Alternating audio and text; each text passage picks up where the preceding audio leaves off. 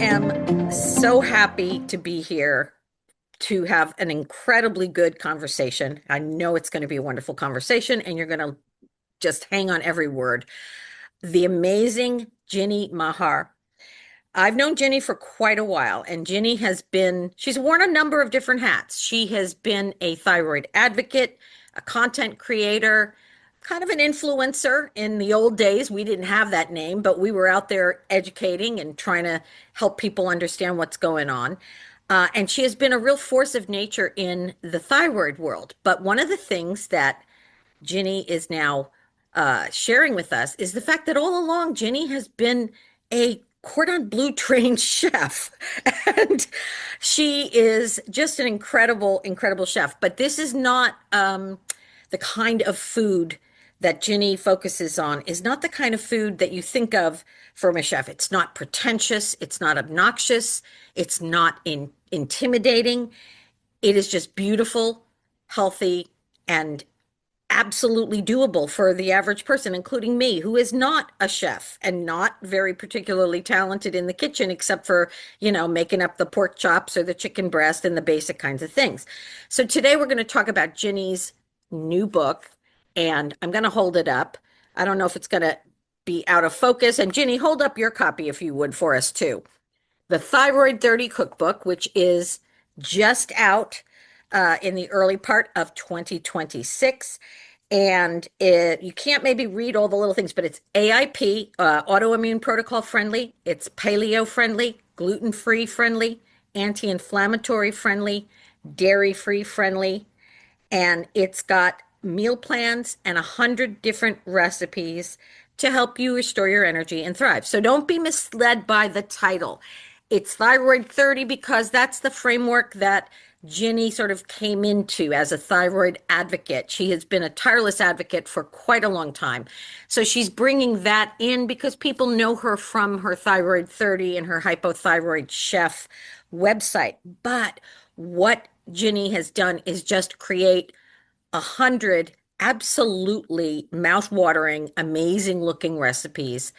And just get this, Ginny took the photos for the food herself. So you're going to see all these incredible things. I mean, the first time I looked at this book, I thought, oh my gosh, I want to make this and this and this and this.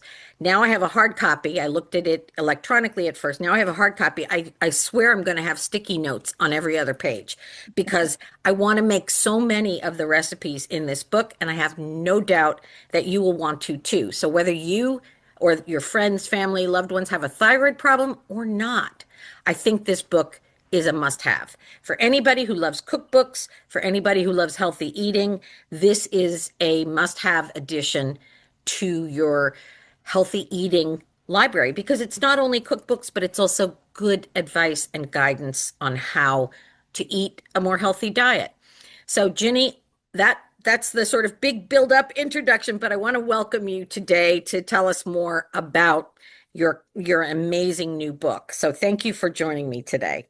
Oh, Mary, thank you so much for having me and thank you for that beautiful introduction. It's so exciting to bring this to the world, but I mean it when I say it would not be here without you as a mentor, as a guide, as a leader in this space, as a fellow thyroid advocate and health coach. You have paved the way for so many of us, and your support along the way has just been so invaluable to me. So I Well, really appreciate the role you played in, inspiring this work and supporting me through, over the years. It's been 10 years now. I just celebrated in 2025, 10 years as hypothyroid chef. So this is, I guess, going into my 11th year incredible. doing this. Well, So. I appreciate that. And it's been my pleasure all along.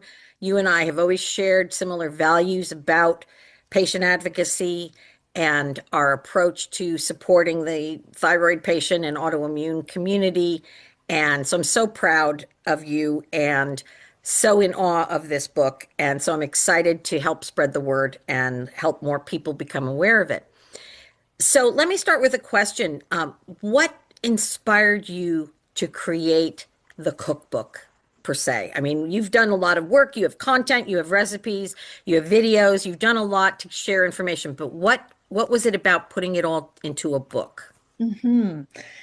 Yeah, well, I've wanted to write a cookbook since I was 9 years old. I mean, cooking, food and cooking, this is my thing. And ever since I was literally tall enough to turn on the stove, it was like, this is what I want to do. And I want to teach people how to cook.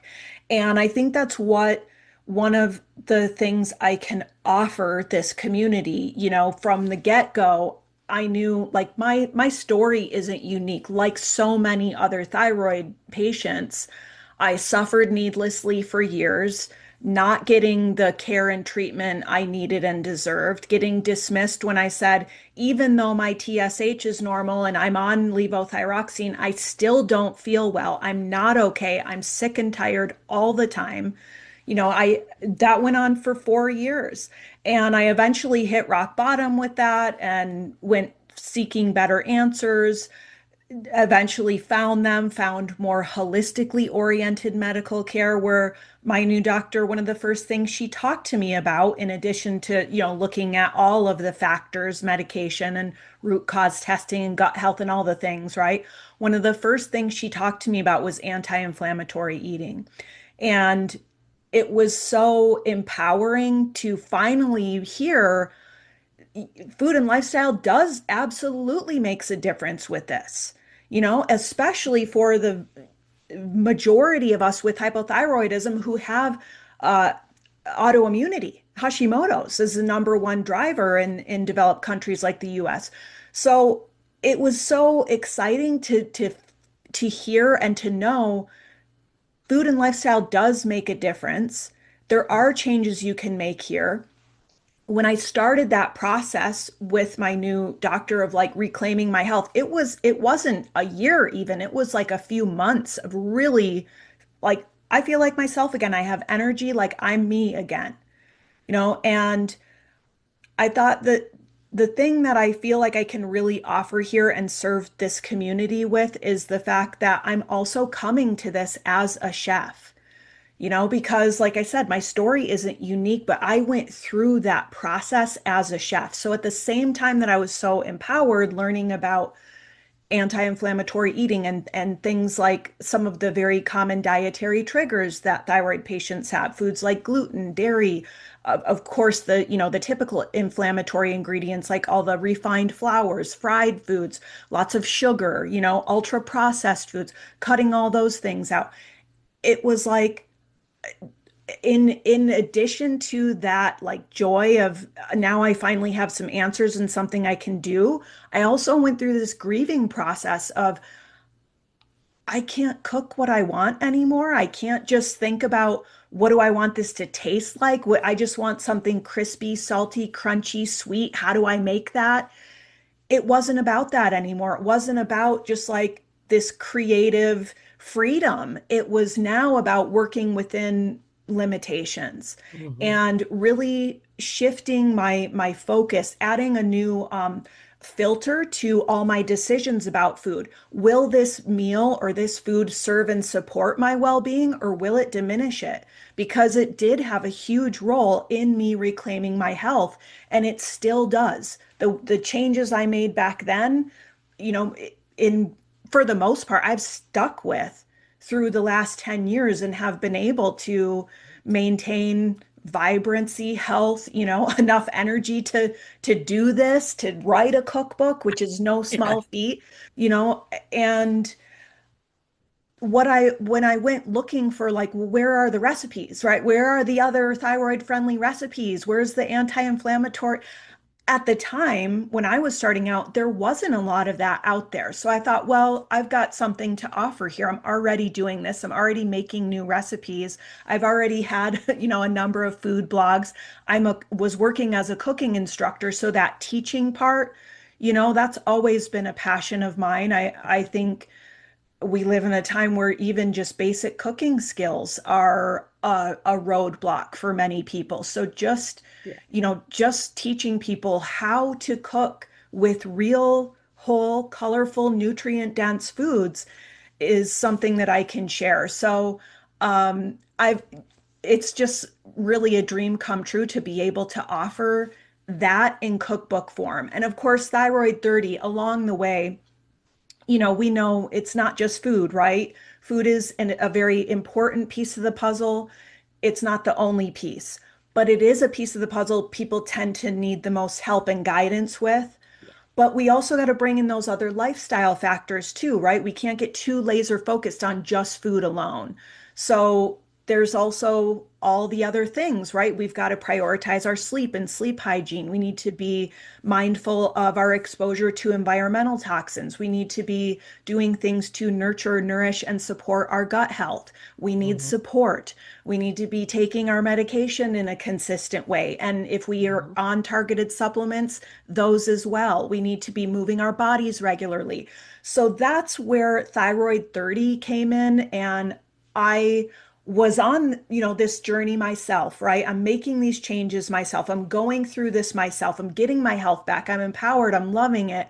But again, I went out looking for like how can I do this with support and with help?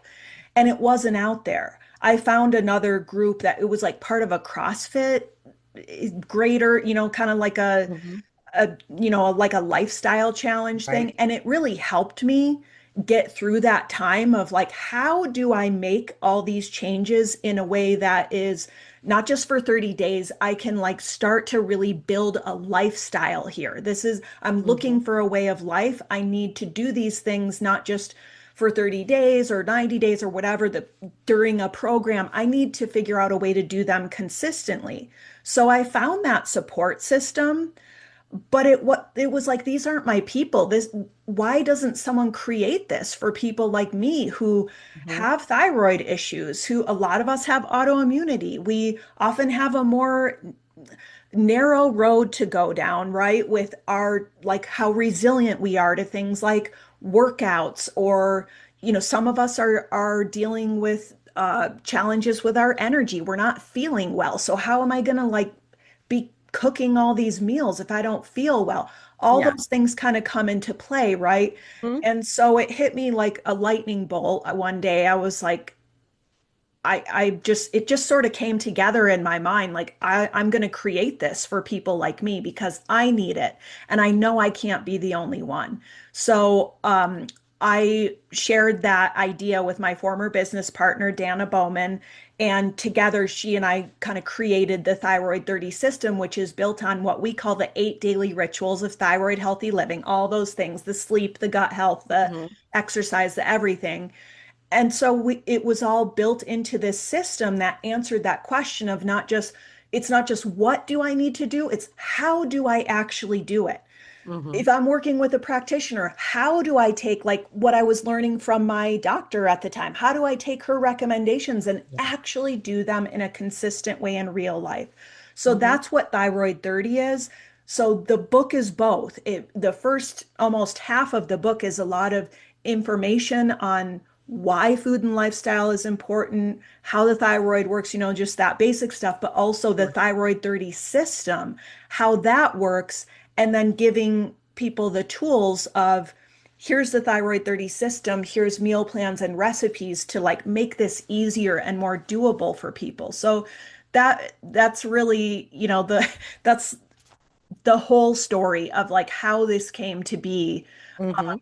not just I want to write a cookbook, but that whole trajectory of I've always wanted to write cookbooks. I became a thyroid patient. I struggled. I went through it. I mean, I'm still on the path right alongside my community members, my coaching clients. I am walking the talk. All of us are, Yeah, all of us are, we right? don't We have a are on this choice path not to, together, you know? and we need support. So Exactly. yeah, it's not a diet, it's not a quick fix, right? It's It's a really this lifestyle. is a lifestyle It's a system. change in the It's way a we nourishment go. system, a Yeah, whole health, exactly. whole food nourishment system. Love it. Love it. Well, let me ask you a question because, I've been around a long time, as you know, and I have heard it all. I have heard don't eat any goitrogenic vegetables like broccoli or kale or spinach. Don't eat them at all because they're going to make your thyroid a complete mess. And then I've heard cook them. Then we have, mediums and psychics out here telling us that celery juice is going to cure our thyroid problems. And Yeah. we've got people saying, you should be on a carnivore diet. And then it's, oh no, you should be vegetarian. And then too little protein and your metabolism will drop. And too much this and your metabolism will drop. And too much sugar and you're going to get diabetes. I mean, there is so much conflicting food advice out there, and probably more for people with thyroid issues than a lot of other health issues, Mhm. because thyroid is so often associated with weight gain. And there are still a subset of doctors who, when a woman comes in and says, I think I have a thyroid problem, they hear, I'm looking for an excuse for why I'm overweight. And Mhm. they immediately jump to that, and they don't understand that intimate connection, it seems. So, what is your core food philosophy?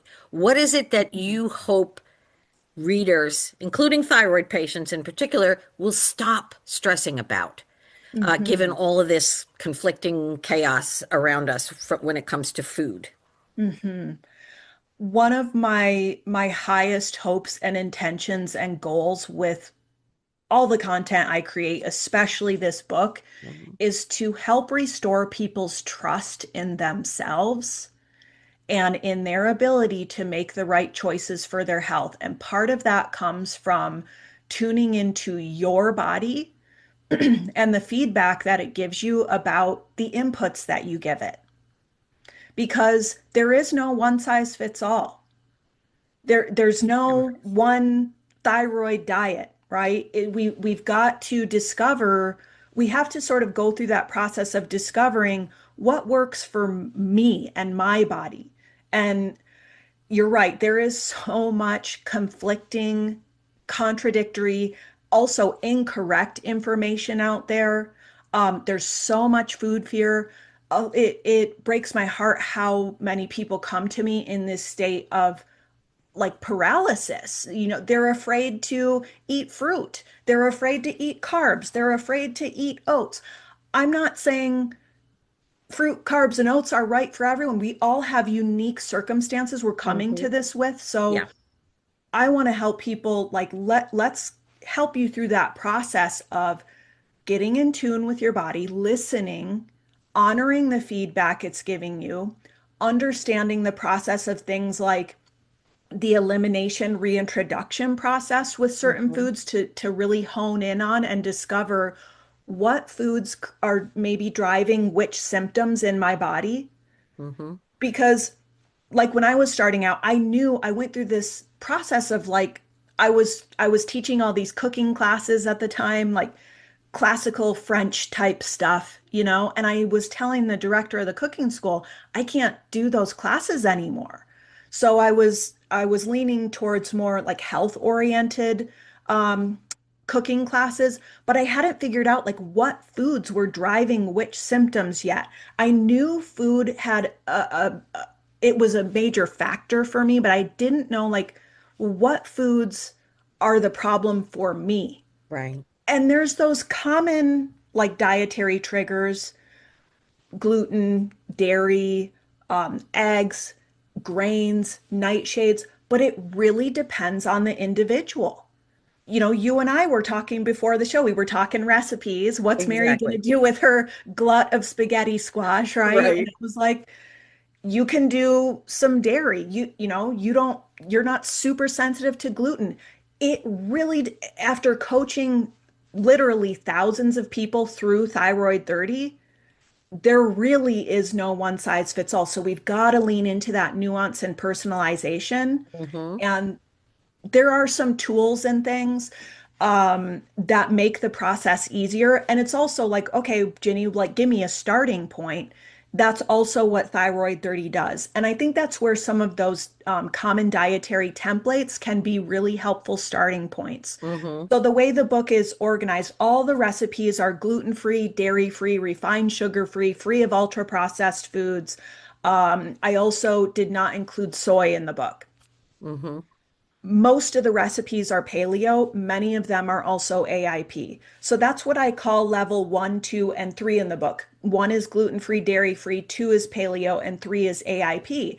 And if you know about each of those therapeutic dietary templates, you know they sort of go in order of how many foods we're eliminating. Right. And that Restrictiveness. gives people an opportunity. And it's also what is your maybe your functional practitioner or someone like recommending to you. Right. If someone is trying to say heal leaky gut, it's not uncommon if they're working with a practitioner that they, might be recommended to them to do 4 to 8 weeks on elimination phase AIP, heal, Sure. calm inflammation, let the Hmm. gut settle, soothe, restore itself. Right. And And then then, we can start systematic sure. reintroductions. And when Hmm. we go, and so that you can also do that, this same approach if you're just eliminating one food like gluten or many foods like paleo or a full-blown elimination diet like AIP. You can then if it's safe and, whatever, you can then reintroduce some of Hmm. those foods you suspect you might be sensitive to and see what happens in my body. How does my body respond? We Hmm. keep good notes, we track our symptoms, and we learn, oh, I remember going through this and learning when I cut out grains for a couple weeks, I had debilitating brain fog. It just lifted.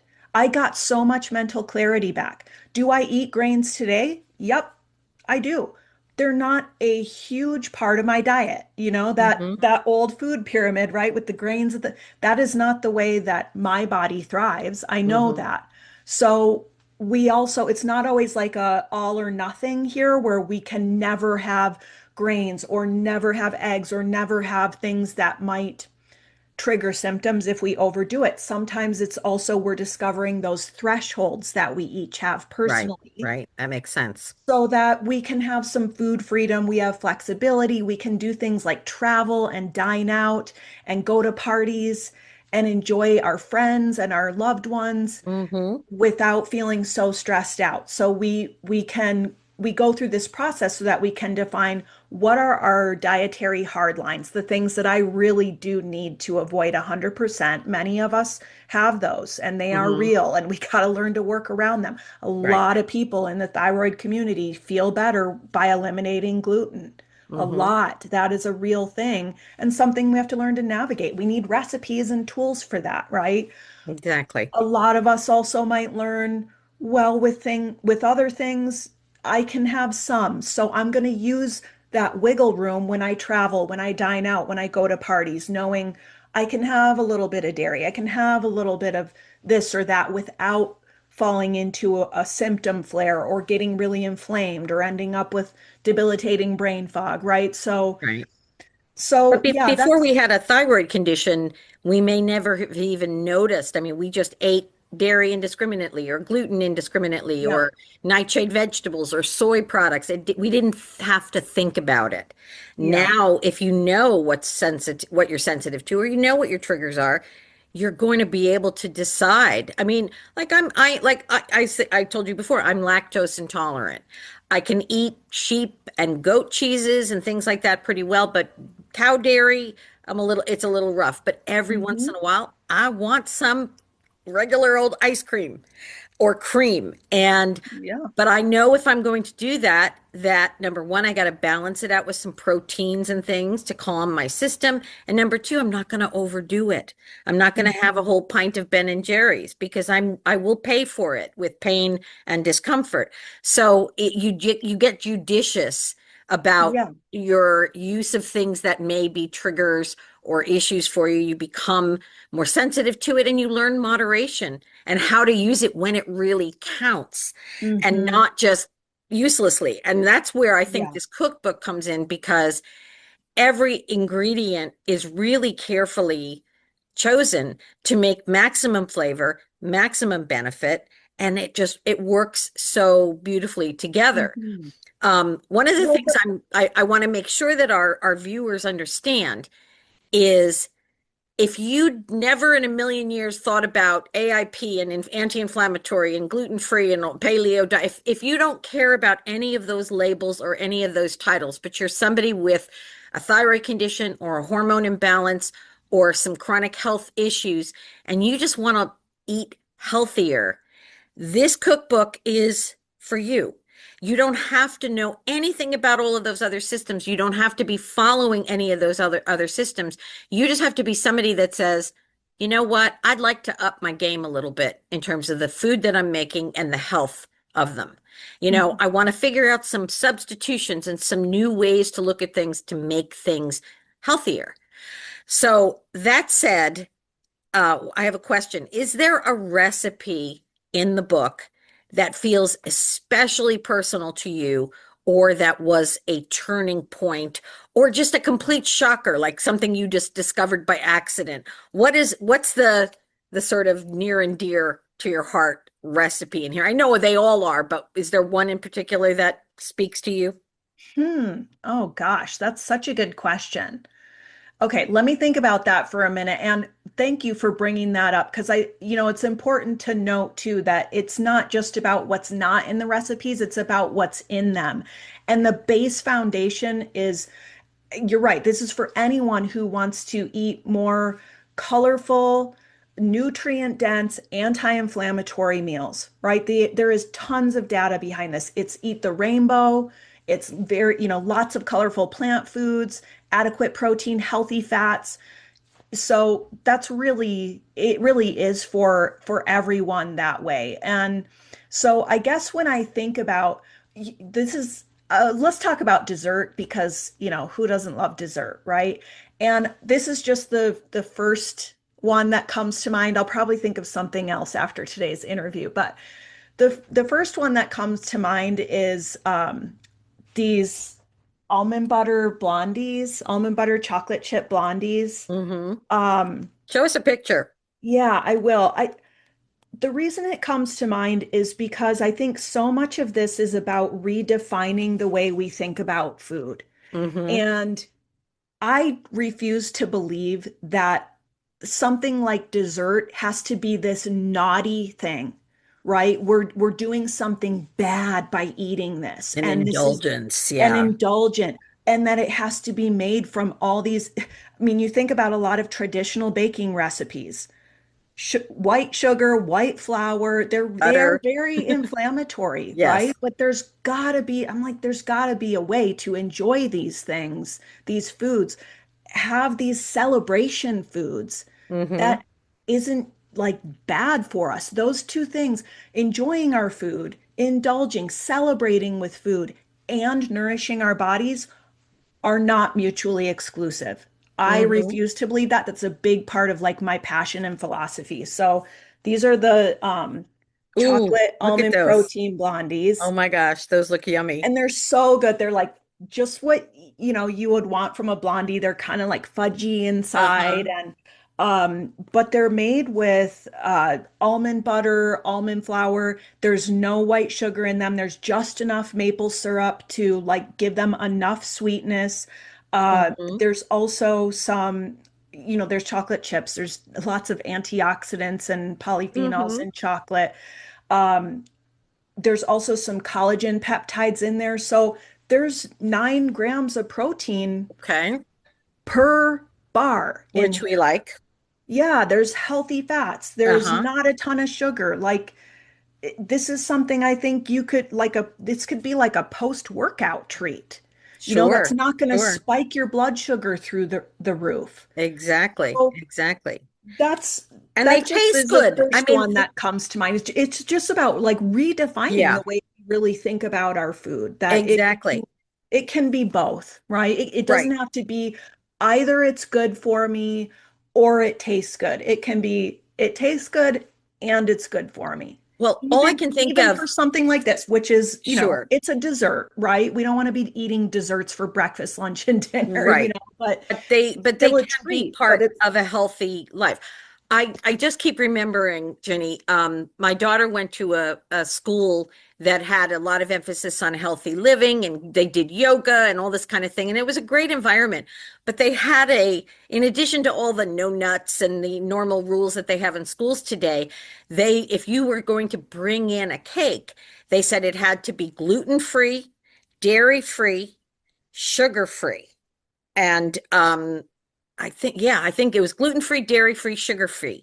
Well, what kind of cake can the average person make that's gluten-free, sugar-free, and dairy-free?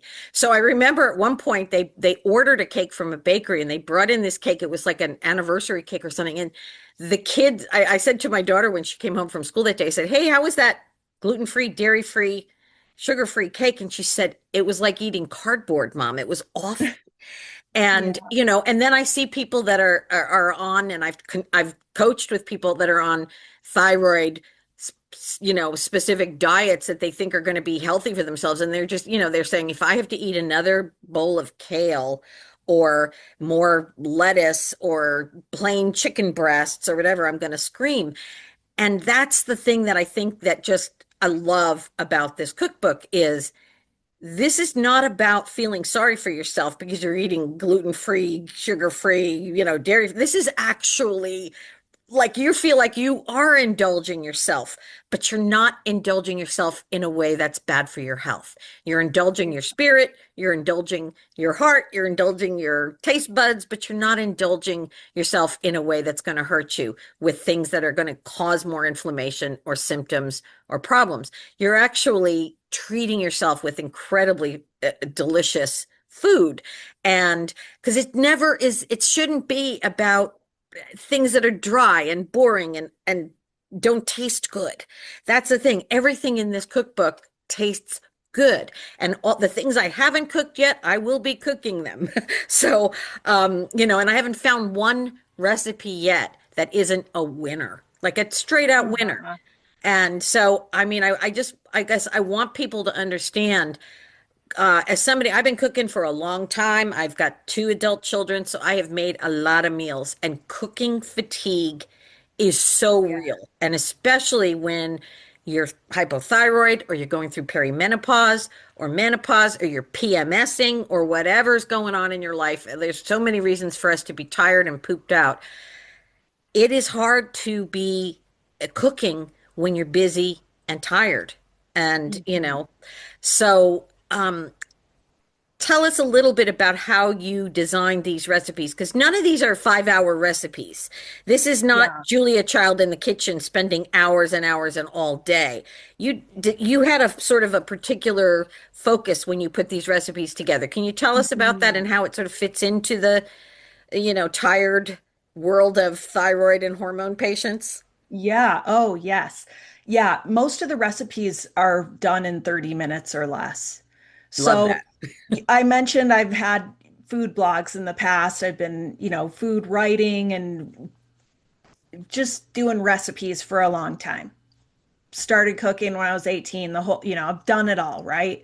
And one thing I learned right away when I started blogging recipes as hypothyroid chef is that I'm no longer talking to an audience of foodies and people who love to cook necessarily. I mean, a lot of people do come to me because they're like, I have Hashimoto's and I love to cook, and that's what brought me to you. Hmm. But a lot of the people I work with don't feel good, don't have a lot of energy.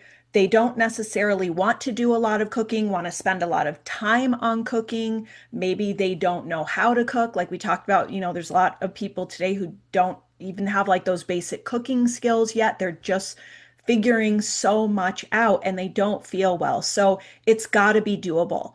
And one of the things about this applies to anyone who wants to up level their health. Cooking more is one of the best things you can possibly do for your health.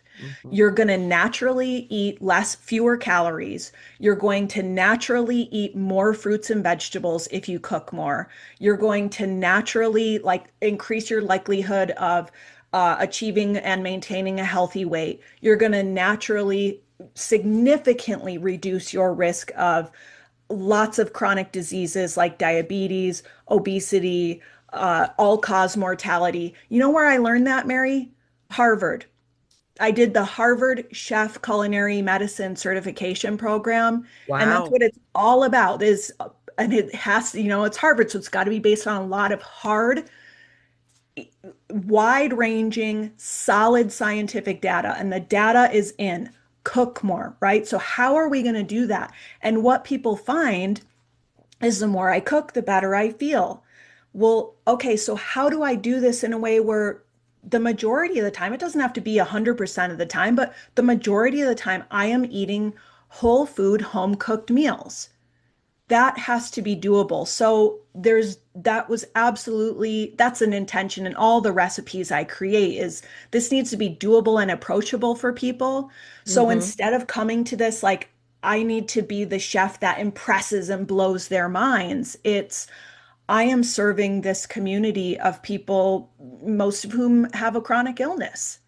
And how can I use my chef experience, my time saving techniques, and flavor boosting secrets to take simple things and elevate them to where they feel really appealing? Hmm. Because I think it should taste good and be celebratory. I don't just love to cook, I love to eat too. That was one of my frustrations starting out is the Right. recipes I was finding. It was like, I just can't do dreary recipes because I'm a thyroid patient now. It's just not okay with me, Hmm. So Hmm. again, like that, how can it be both? And I love and lean into and embrace that problem solving. And this is what I can offer and serve this community with is trying to figure out those simple, doable things that Yeah. help things taste good. One of the recipes that comes to mind from the book are these slow roasted sweet potatoes with a miso tahini sauce. Ooh. It's very like low labor, right? You put Uh-huh. sweet potatoes in the oven at a low temperature. It does take time. It takes like you roast them for up to 2 hours. And then when you pull them out, you wrap them in a towel that's steaming. It makes them so like silky inside. Hmm. And Hmm. then you create this really simple sauce of ghee. If you do dairy, you could use butter as well. Ghee, tahini, which it has lots of different minerals, Hmm. and it's just tahini is that It's so sesame, flavorful. Yeah. so nutty and flavorful.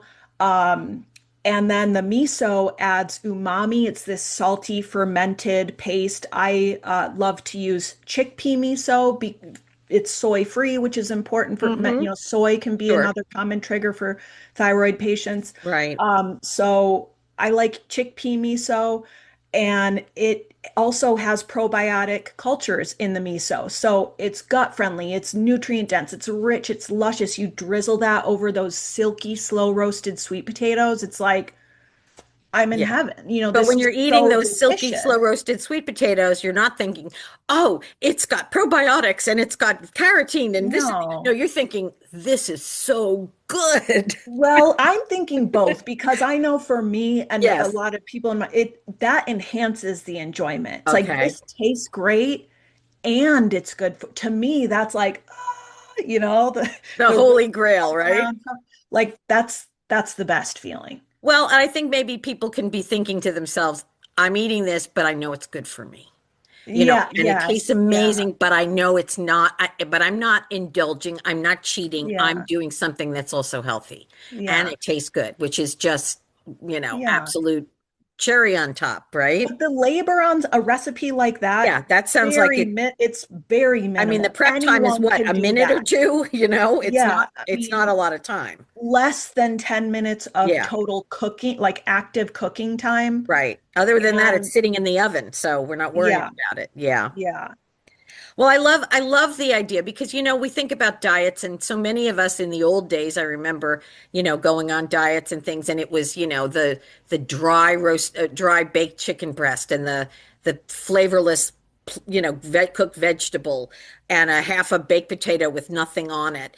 And that was your dinner, and you'd look at it and it was just, I mean, yes, it was healthy. There wasn't anything wrong with it from a nutritional standpoint, but who wants to do that day in, day out, day in and day out. Or the Mhm. plain bowl of oatmeal every day, same thing. It's not where it's at. And it makes it almost impossible to stay with it. That's the thing. And you're talking about, hey, we're talking about a lifestyle. We're talking about a complete shift in the way we eat. And if it's a dry chicken breast every day, most of us are not going to stick with that lifestyle. But No. if it's any one of a number of 100 different things that I can make, and I can have those incredibly delicious almond blondies, or I can have this salmon that's on the cover, which looks absolutely scrumptious, and all of these other amazing recipes in here, then it becomes a lot easier. It just Yeah. makes it doable. It makes it actually achievable for us because we're also not talking about having to spend our lives cooking. We're talking about 15 or 20 minutes of prep work to get these things together. And we But don't want to be cooking two meals too for if we're cooking for a family or loved e- ones at home. exactly. Nobody wants Yeah. to spend all day in the kitchen. I love to cook. I don't want to spend all day in the kitchen. I definitely don't want to make Right. two dinners at night. By the end of the day, Exactly. I'm pooped just like anybody else. I want it to be easy, yummy. Everybody's happy. People aren't, my teenage son isn't complaining. I was telling a friend, I get a lot of honest feedback at home about Oh, my yeah. recipes. So Teenage sons these for have sure. passed the kid test, the Yep. family test, yeah. Well, let me ask you a question here, and I'm going to try to answer it, and then I'm going to let you answer it. There are some people that the Thyroid 30 cookbook is not for. And my first guess would be people who basically they don't want to shop, they don't want to cook, and Mhm. they just do not have any interest in walking into their kitchen. The kind of people who have their pots and pans in the oven and use their dishwasher for storage of things. You know, but that's probably a small subset. Is there anybody in your mind that this book is not for? Because I feel like it's really for anybody who wants to eat really delicious food that also happens to Mhm. be really good for them. Yeah. Yeah, I think about like just in general who like thyroid 30 is maybe not a good fit for is when people just want that quick fix. They're like, just give me what's the magic formula? First of all, I'm not, I care too much about this community to tell those kinds of stories that Yeah. this is just the one key thing and And there these isn't. We know top that. three foods and Yeah. all those things that get so much attention from the algorithms and they're so attention grabbing on social media. There's no way around it. Yeah. If you don't want to cook, if you don't want to take the reins of your health and really, like let's make it doable and quick and easy, but there's no way around it. You're going to be cooking, you're going to be doing some dishes. It's one of the best things you can do for your health, just like exercise. Like Hmm. we're not always going to feel like it. So what makes us tick?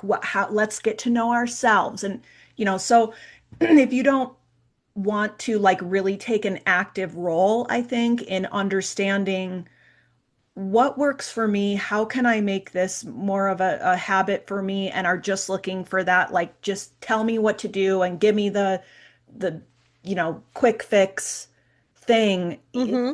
There's no celery juice in here. There's no one size fits all magic There's solution yeah, to every problem in your cookbook. There's no one recipe that's going to solve everything for everybody. yeah. Once in a while too, I know like things like veggies can be hard for people, especially if they didn't grow up that way. Hmm. Eating, those healthy whole foods and things. And sometimes people will come to me like, I don't like to cook. I don't like veggies. I'm very, picky. And so how can I do this in a way that like doesn't require me to, it's like I'm a chef, not a magician. I Yeah. cannot pull a rabbit out of a hat. But what I Hmm. can do is say, tell me what you do like. Let's find one recipe. Like if you really like something like, you know, salads, or you really like fruit, or you really like, I don't know, take your pick, right? Yeah. Let's find something that you really like and build on that Mm-hmm. and start to develop a palate. I think, there's a lot of coaching that comes in around that too, where if people have been on like the standard American diet for a long time, those foods are created to be hyper palatable. They trick our taste buds, they trick our brains, they fire off these reward centers, just Mm-hmm. like they do for people who are using drugs. I mean, they are addictive Yeah, they and they're create not good cravings. for us. This is one of Mm-hmm. those, mountains of evidence on this. Yeah. Those ultra processed foods aren't good for us. But we also have to be gentle with ourselves and recognizing where we're at, meeting ourselves where we are, and knowing if I can just start with one thing, just one new recipe this week, maybe, Mm-hmm. and Mm-hmm. have some patience with my knowing like my palate is going to change over time. Oh, If yes. you've been eating that way for a long time, on mostly like packaged foods and things, it will take some time for your palate to change and grow more accustomed to those natural flavors. Mm-hmm. Mm-hmm. To even like enjoy baked goods that aren't just loaded with as much sugar as Yeah. possible. That's such a Mm-hmm. common phenomenon in packaged foods. It's like this is overkill. It doesn't even, Exactly. I taste that stuff now and I'm like, oh, it I know. It tastes hurts my horrible to teeth, me I because I can't don't, take it. yeah, right. It's Yeah. over the top, but you got to give like your palate time to adjust and things. So, Right. um, anyone can do it. We just have to meet ourselves where we are. We have to have some self-compassion and patience with the process and with Mm-hmm. the time that it takes, and just keep taking one small step after another. And it's anybody can do it. We just got to start with the first step.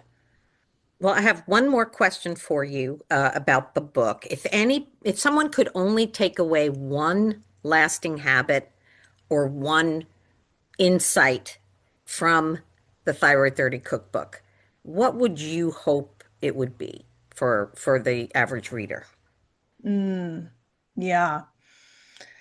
Yeah, I mean, I would say in addition to like what we already kind of talked about with cooking, just embracing cooking, embracing food is just slowing down a bit and appreciating like our bodies, Hmm. appreciating what's on our plate, maybe bringing some of that mindfulness to how we relate to the food on our plates, our own bodies, even the world around us, because this is a challenging journey to be on, isn't it? Hmm.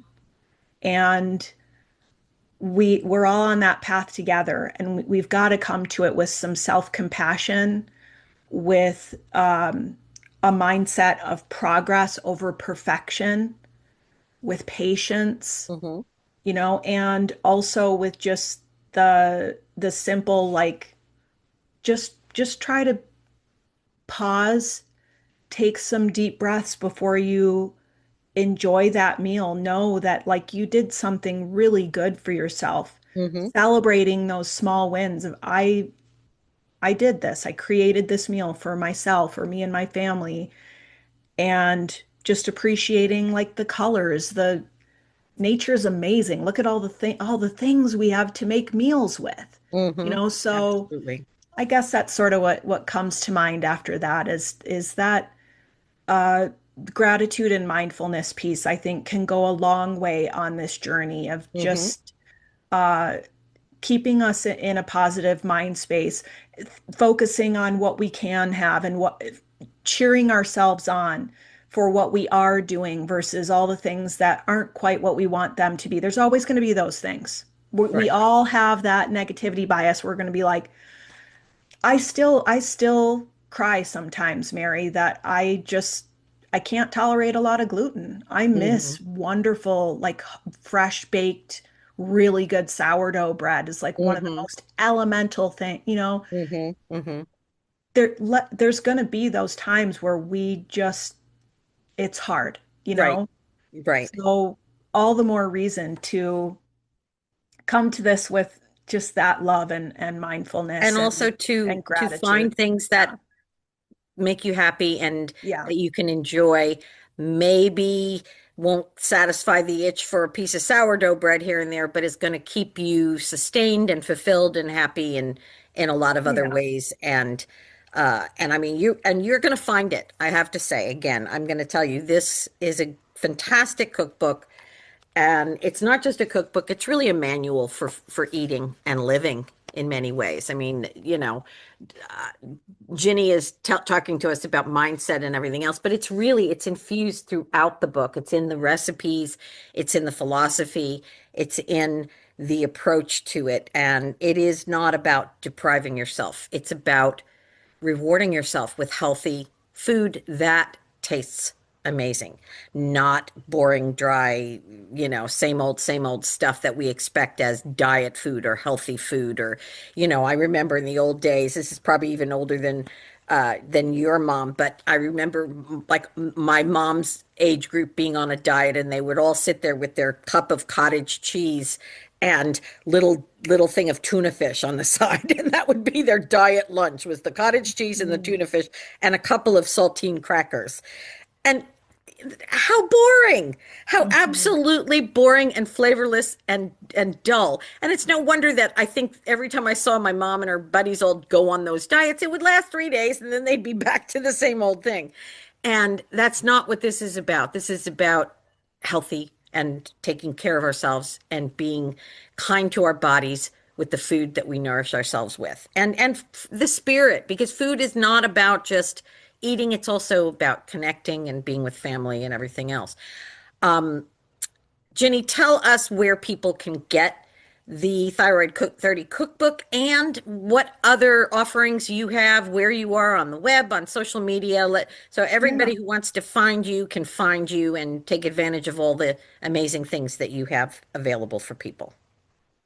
Yeah, so Thyroid 30 Cookbook, it's available pretty much anywhere books are sold, so you can just look that up. And I have a page at Hypothyroid Chef.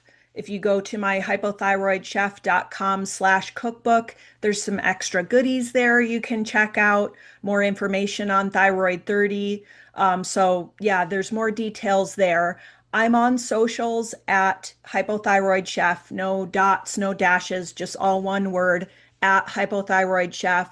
I'm most active on Instagram, Facebook, and YouTube these days. I'm also Mhm. on Pinterest. I do have one resource I want to mention too, as just a starting point.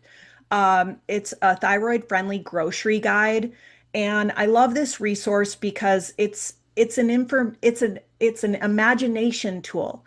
It's a list of 130 colorful, delicious, nutrient-dense foods that are gluten-free, dairy-free, free of processed foods, sugar, all that. Um, but what it really helps us do on this one page is start looking at like what are some of the foods I can start putting meals together from, and what are some of my favorite things on here, where you can find those starting points where you can start Hmm. to imagine what does this look like? What do quote thyroid friendly meals really look like? Hmm. And so that's just a free one-page download that I offer, and people can grab that at hypothyroidchef.com/grocery. So that's Cool. just a great starting point if people are kind of, you know, just tiptoeing into this and need a That's a place to great begin. resource. And you were telling me, I think, not too long ago, that you were going to pick some recipes, and periodically on your YouTube channel, you were going to post yourself cooking those recipes to Yes. walk people through some of this. So for those of you who are really have a lot of trepidation about cooking or want to see the chef in action doing it professionally, Ginny can walk you through some of these recipes, but that to me is sort of a bonus fun. These are not complicated. You can do them by yourself, even if you're not a master chef. I mean, I'm one of these people. I can cook like basic home cooking kinds of things, but I'm not the person that knows all the special tools and how to do this and that. I can do these recipes. There's nothing complicated in them. And there's no techniques that require you to have gone to chef school or cooking school. It's very basic cooking skills. But again, Ginny's going to walk you through some of the recipes, and she has lots of videos on her social media and on her Facebook, etc., that talk you through some little aspects of cooking different things. Some of them are recipes that aren't in the book too. They're also good. So, follow Ginny everywhere you can because she's got great information, and get the book. For goodness sake, you definitely need a copy of the book. And get the hard copy if you can. Because Ginny, it's available as an ebook too, correct? Like a downloadable Yes. book, Yeah. Yeah. which is great. And that if that's your preferred format, that's fine. But I got to tell you that the hard copy of the book is like so much fun. You just want to carry it around with you. I told Ginny I've kept it really nice so I could show it in this interview, but now it's going in my kitchen where it's going to get sticky notes and page turned down, and it's going to be very well loved. It'll probably have some sauce splattered on a page here or there, but that's how a cookbook that you love should look. Yeah. It's not meant to be sitting up on a shelf. It's meant to be in the kitchen being used on a regular basis. And I guarantee you, you get this cookbook, you will use it on a regular basis. Well, the highest compliment to me is a well-splattered cookbook, Mary. So I'd love to see that I eventually. And yeah, I agree completely. I'll send you a picture of it down the road, Ginny, after I've used it for a while and made a lot of these different recipes. Again, every time I open it up and I pull a page, I go, it makes me hungry just to look at the recipes. So I'm just so excited about this book for you, Ginny, and I'm excited for the people who get it because you're going to find so many amazing ideas and food concepts that and putting things together. Like I love sweet potatoes, but I would have never thought about putting sweet potatoes with miso in any kind of way. And yet you've come up with a flavor combination that I would have never thought of, but is so incredibly good that I probably won't ever make them any other way going forward. So you're gonna explore and learn some new things. And again, not complicated, not hard, doesn't require fancy sauces and standing at the stove for hours learning how to do things. This is easy, straightforward, just requires a little bit of time and the attention and the mindfulness to say, you know what, I'm going to make some food because that's going to be really good for me and it's going to taste great. So, Ginny, do you have anything else you want to share with us before we sign off? I am so grateful for you for sharing some of your wisdom and thoughts about the book, but anything else you want to say to our viewers at this point? just keep going, keep cooking. You got this. Celebrate those small wins and know that, every small step is a step in the right direction. You don't have to do it perfectly. Just, start somewhere. That's all it takes. So I'm a thank firm you. believer in the 80-20 rule. Yeah. We aim for perfection some of the time, but then we give ourselves some grace for the Yeah. rest of the time, and that's going to always be better than not paying any attention at all. So, Yeah. all right. Well, in the interest of amazing food and better health or whatever, make sure you get yourself a copy of the Thyroid 30 Cookbook by Ginny Mahar. You are going to love this book. Hypothyroidchef.com is where you can find it online, and you can find Ginny on all the different social media. If you can't find her, reach out to me. I will connect you to her. And please share, send this information to anybody. And again, if you have somebody that just loves cookbooks, get them a copy because they're going to love these recipes. Ginny, thank you so much for all of your contributions and the incredible passion and effort that you put into this book. I think it's really going to become a sort of standard on the bookshelf for a lot of people. And so I'm really, really proud to call you a friend and colleague. And I'm really excited to get cooking again because I'm going to start Oh, making some grocery lists with some more of these recipes that I haven't tried yet. And I can't wait to try them all. thank you so much, Mary. I so appreciate the support and the kudos, and I'm just thrilled to be able to share this with people. Okay. Thank you. Take care, everybody.